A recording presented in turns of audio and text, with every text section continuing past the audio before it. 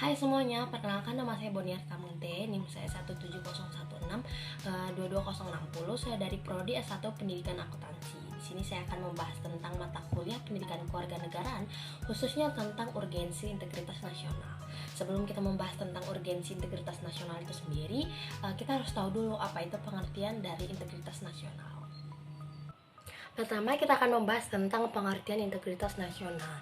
Istilah integritas nasional dalam bahasa Inggris integritas yang artinya yaitu keseluruhan atau kesempurnaan. Sedangkan dalam bahasa Latin integer yaitu adanya menyeluruh atau utuh. Jadi berdasarkan arti etimologisnya, integrasi itu adalah adanya pembauran hingga menjadi kesatuan yang utuh atau bulat. Sedangkan nation dalam bahasa Indonesia artinya bangsa, sebagai persekutuan orang-orang dengan latar belakang yang berbeda dalam suatu wilayah, kemudian di bawah kekuasaan politik.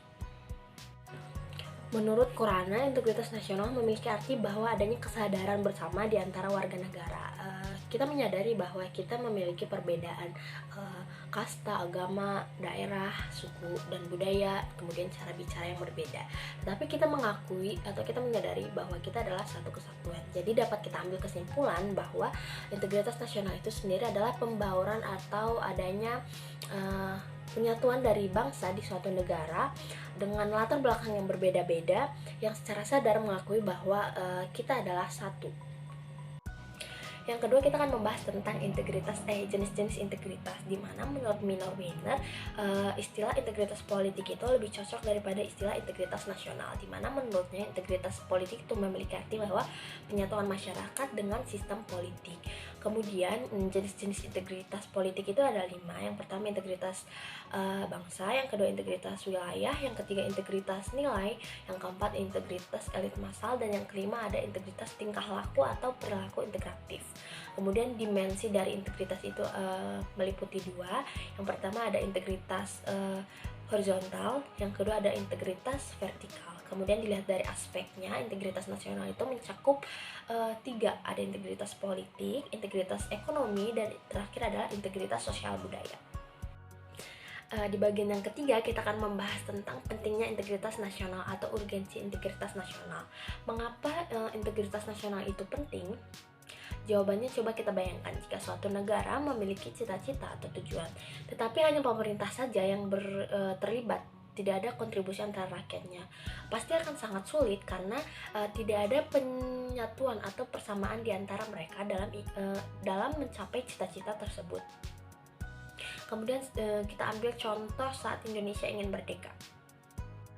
Contohnya yaitu saat Indonesia ingin merdeka, di mana saat Indonesia ingin merdeka ada perbedaan pendapat antara kaum muda dan juga kaum tua, di mana menurut kaum muda terdapat kesempatan untuk memerdekakan Indonesia, namun menurut kaum tua timing atau waktunya untuk memerdekakan Indonesia ini belum pas. Jadi kaum muda ini bersikeras atau memaksa kaum tua untuk secara cepat memerdekakan Indonesia. Namun pada akhirnya kaum muda dan kaum tua ini menyamakan pendapat mereka atau ada penyatuan pendapat di antara mereka untuk memerdekakan Indonesia. Alhasil pada tanggal 17 Agustus 1945 Indonesia merdeka atas kerjasama antara mereka, kaum muda dan kaum tua, dan juga para tokoh-tokoh Indonesia yang memperjuangkan Indonesia, dan juga rakyat-rakyat yang Indonesia yang telah bersikeras atau melawan penjajah. Mereka bekerja sama dan juga atas perlawanan mereka dalam melawan penjajah.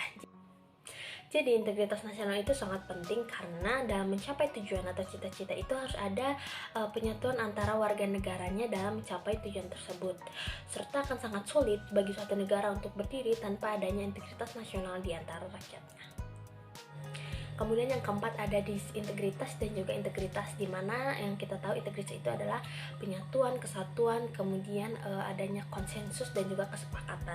Sedangkan disintegritas sendiri adanya perpecahan, pertengkaran, dan juga konflik. Jadi integritas itu berbalikan dengan disintegritas.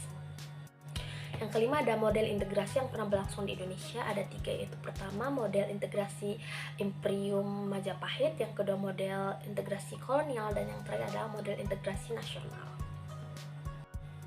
Yang keenam, kita akan membahas tentang pengembangan integrasi, di mana pengembangan integrasi itu dapat dilakukan melalui 5 strategi atau 5 pendekatan, yaitu pertama, adanya ancaman dari luar, yang kedua gaya politik kepemimpinan, yang ketiga adanya kekuatan lembaga-lembaga, yang keempat ideologi nasional, dan yang kelima kesempatan pembangunan ekonomi.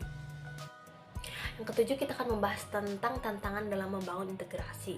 Kemudian tantangan dalam membangun integrasi ini ada dua dimensi, yaitu dimensi horizontal dan dimensi vertikal. Di mana dimensi horizontal itu adalah adanya perbedaan suku, ras, agama, dan juga geografi di antara warga negaranya. Sedangkan yang ke dimensi vertikal ini adalah adanya perbedaan antara kaum elit dan juga massal. Di mana kaum elit ini latar belakang pendidikannya sudah kekotaan, sedangkan kaum massal ini masih cenderung memikirkan tradisional. Salah satu contoh dari disintegritas nasional akibat adanya pelanggaran HAM yaitu lepasnya Timur Timur dari negara Kesatuan Republik Indonesia atau negara kita saat ini, yang dimana pada saat itu ada beberapa atau bagian dari orang, beberapa pihak tidak setuju atau tidak ingin menjadi bagian dari NKRI. Bahkan mereka sampai menimbulkan konflik atau kericuhan. Bahkan terdapat 84.200 korban jiwa, yang dimana penyebab kematiannya yaitu akibat penyakit dan juga adanya peperangan antar saudara.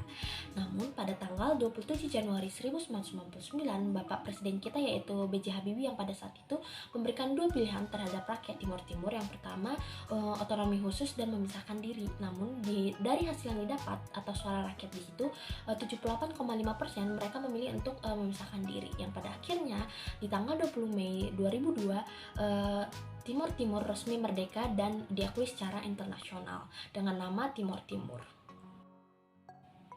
Sekian video penjelasan dari saya tentang urgensi integritas nasional. Terima kasih.